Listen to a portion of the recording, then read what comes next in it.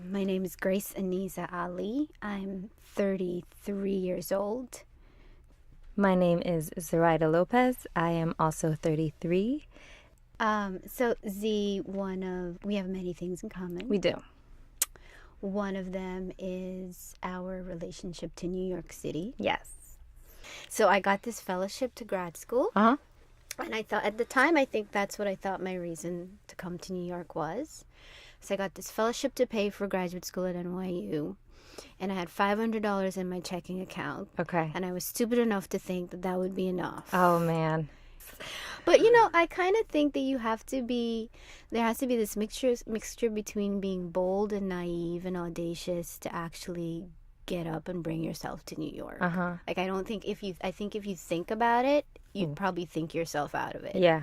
I think I knew that I needed to find myself. Mm. Well, I think if you treat New York as if you're actually in a relationship, like a romantic relationship with the city, Yeah. then it makes more sense Yeah. in how you engage this city. Uh-huh. And so to stay in love with this city, you've got to give each other space. Yeah. And you've got to allow yourself to miss the city. So I left for the summer and I came back and I realized, oh, I missed you. And it was like a re-falling in love with New York, because it's a marriage. Come back, but leave it often. Where's your home? Where do you feel at home? I know I was born in Guyana. Mm-hmm. I know New York is where I've spent the last 8 years of my life. Mm-hmm. I know my family's in Washington, D.C. I know the people I love are in other places in the world. And so I think I've begun to think that home is really where I am in the present moment. Yeah. I know you returned to Guyana this summer. How did that change? Well, I hadn't been back to Guyana in almost 20 years. Mm-hmm. And so when my family left in 95, we all left as a whole family. We all came together. Uh-huh. And so it really was this immigrant family experience that got on a plane and showed up at JFK in the middle of freezing April. Mm-hmm. April freezing. That's a funny thing. April was freezing. And, we're coming from the tropics, so Yeah. it was borderline embarrassing how ill-prepared we were to go from 80 degrees to 40 degrees. Uh-huh. This idea of home, we keep coming back to it, but I think it's always going to be in transition. And I think a lot of immigrants actually know that to be true and experience that, because the immigrant life is a constantly shifting, constantly navigating, constantly evolving and negotiating life.